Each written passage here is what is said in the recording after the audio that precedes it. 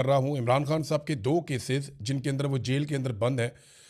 उन दोनों केसेस की अपीलें आज इस्लामाबाद हाई कोर्ट में लगने जा रही हैं। ये बहुत इंपॉर्टेंट है। बड़े लंबे अरसे से, यानी साल से ज़्यादा हो गया, इमरान खान साहब और उनके वकला कोशिश कर रहे हैं कि इमरान खान साहब के केसेस इस्लामाबाद हाई कोर्ट में लगें। इमरान खान साहब के वकील सलमान सफदर साहब कई मरतबा ये कह चुके हैं कि ये केसेस बिल्कुल ठहरने के काबिल ही नहीं है, और अगर सुप्रीम कोर्ट या हाई कोर्ट में किसी भी जगह पे ये केसेस जाते हैं तो ये उड़ जाएंगे। इमरान खान साहब इन केसेस में रिहाई पा लेंगे। अब ये दोनों केसेस लग गए हैं और एक ही दिन लग गए हैं। और इससे पहले मैं आपको ये बताऊं कि 2 दिन पहले इमरान खान साहब की 9 केसेस में ज़मानतें मंजूर हुई हैं। 7 या 8 केसेस थे गालिबन, एक बुशरा बीबी का भी था।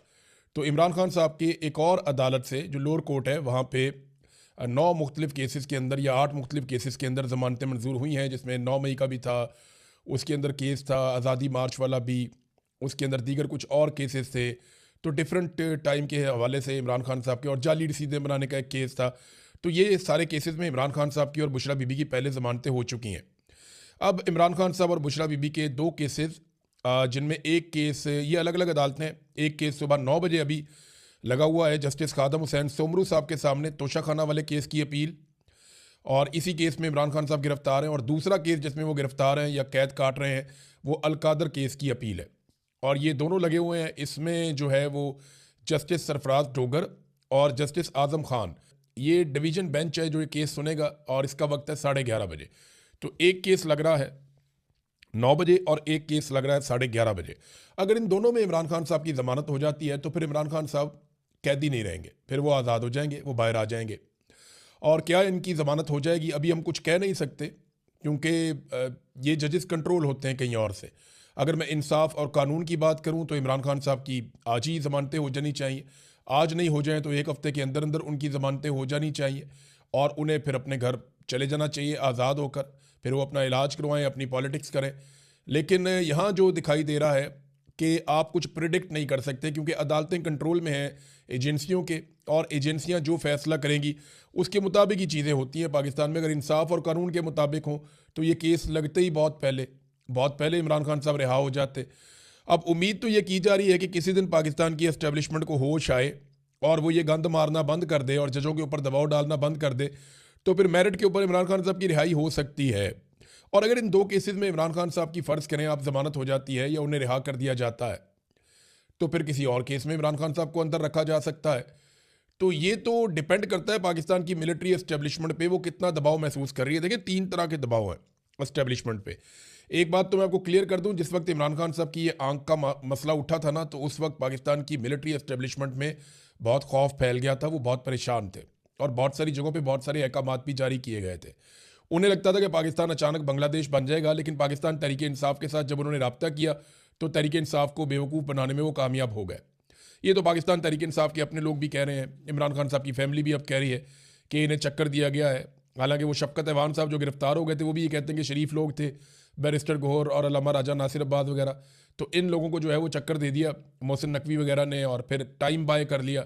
और जब उन्होंने देखा कि पाकिस्तान के अंदर ये कोई तहरीक खड़ी नहीं कर पाए और वो एक मोमेंटम जो बन सकता था एहतजाज का, वो कुछ भी नहीं हुआ पाकिस्तान में, तो उसके बाद फिर उन्होंने चीज़ें नॉर्मलाइज कर दी। इतनी नॉर्मलाइज कर दी कि बड़े आराम से एक दिन रात को इमरान खान साहब को अस्पताल लेकर आए, लाकर इमरान खान साहब का जो आंख का ट्रीटमेंट करवाया, उनके बाकी टेस्ट किए और वहाँ से लेकर चले गए। अब दबाव एक तो पब्लिक का है कि किसी वक्त भी पब्लिक अगर खड़ी हो जाती है तो एस्टेब्लिशमेंट के ऊपर एक दबाव रहेगा। और दबाव ये भी है कि अवाम में और पाकिस्तान की मिलिट्री एस्टेब्लिशमेंट में या पाकिस्तान की फ़ौज में बतौर इदारा अवाम के साथ एक दूरी पैदा होती चली जा रही है, और वो जो एक ताल्लुक था वो कमज़ोर पड़ रहा है। तो एक तो ये बहुत दबाव है। दूसरा, पाकिस्तान चल ही नहीं रहा, इस बात का बड़ा दबाव है। फिर बाहर से भी पाकिस्तान पे लगातार दबाव आ रहा है। यहाँ बरतानिया के अंदर 5-6 जो अरकान हैं उनके पार्लिमान के अंदर उनकी ये मसला उठाया गया, और वहाँ हाउस के अंदर इसके ऊपर तकारीर हुई, बाकायदा उनके मिनिस्टर ने बात की, बाकी लोगों ने बात की, और उन्होंने कहा पाकिस्तान के अंदर ह्यूमन राइट्स की वायलेशंस हो रही हैं, पाकिस्तान के ऊपर पाबंदियां लगाई जाएं। बल्कि जर्नैलों के ऊपर पाबंदियों का भी तस्करा किया गया। ये भी कहा गया कि पाकिस्तान के साथ हम इसके बावजूद ट्रेड करते हैं, पाकिस्तान को बहुत सारे फ़ायदे देते हैं। तो ह्यूमन राइट्स की जो वायलेशन हो रही हैं, इसके बाद इन सारी चीज़ों पर नुक्ताचीनी की गई और पाकिस्तान पर बहुत तनकीद की गई। और वहाँ पे ये मामला अभी ख़त्म नहीं हुआ, ये अभी आगे चलेगा, आप देखते रहेंगे।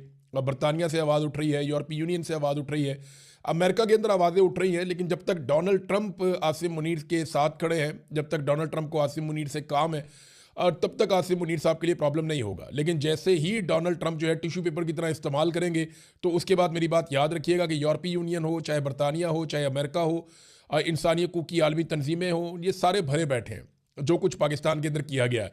उसके बाद बड़ा सख्त रद्द-ए-अमल इनके ऊपर आएगा। बहरहाल इमरान खान साहब फिलहाल तो गिरफ्तार हैं और ये एक अच्छी खबर है, उनके केसेस लग गए हैं। देखते हैं इन केसेस के अंदर क्या होता है। इमरान खान को कत्ल करने की जितनी कोशिशें की गई उन पे मुराद सईद ने एक तफसीली बयान जारी किया है और ये बड़ी अजीब चीज़ें जो उन्होंने बताया, तशवीशनाक सूरत हाल उन्होंने कहा जी जन्म ले रही है और इमरान खान साहब इस वक्त रियासत की तहवील में है जहाँ मुसलसल उनकी ज़िंदगी से खेला जा रहा है। आखिर किस चीज़ को छुपाया जा रहा है? उनका कंट्रोल्ड चेकअप किया जाता है, कंट्रोल्ड इन्फॉर्मेशन दी जाती है, कंट्रोल्ड मीडिया है जिससे ज़िंदगी को ख़तरा है, जिनकी वजह से वो इस नहज पर पहुँचे हैं, उन्हीं की बात पर यकीन कैसे किया जा सकता है? उन्होंने कहा जी इससे कबल इमरान खान पर वज़ीराबाद में कातलाना हमला करवाया गया, इनको गोलियां लगी, अल्लाह ने उनकी ज़िंदगी की हिफाजत की, लेकिन उस वक्त भी बयानियाँ बनाए गए। लम्हों में ISI ने मीडिया को वीडियो बयानात भिजवाना शुरू कर दिए फटाफट। वो याद है आपको, थाने के अंदर से वीडियोज़ आना शुरू हो गई थी। मैं उस वक्त वज़ीर आला पंजाब को देख रहा था, परवेज़ इलाही उस वक्त वज़ीर आला पंजाब थे और IGP वहाँ पर मौजूद थे और उनके पास सवाल का जवाब नहीं था कि ये वीडियोज़ ISI कैसे जारी करवा रही है। यानी पूरा निज़ाम उन्होंने कंट्रोल किया हुआ था। फिर फौजी क़यादत के कहने पर ISI ने एक अफ़गान को इमरान खान साहब को मारने का टास्क दिया था। जब मैंने प्रेस कॉन्फ्रेंस में इस साजिश का पर्दाफाश किया तो ISI ने इस्लामाबाद के सेक्टर ने प्रेस क्लब में एक अफ़गानी की प्रेस कॉन्फ्रेंस रखवा दी और शाम को प्राइम टाइम TV चैनल पे प्रोग्राम में बयानिए के लिए भी भिजवा दिया। मैंने किसी का नाम तो नहीं लिया था, मगर ये जानते थे कि मैं किसका जिक्र कर रहा हूँ। इस तरह वो बंदा भी सामने आ गया। फिर स्वाबी में हेलीकॉप्टर गिराने का प्लान भी एक्सपोज हो गया, जिसके लिए डबल एजेंट हायर किया गया था, जो बाद में मारा गया। उसके बाद हेलीकॉप्टर में गलत फ्यूल भरवा दिया गया इमरान खान साहब के ताकि हेलीकॉप्टर गिर जाए।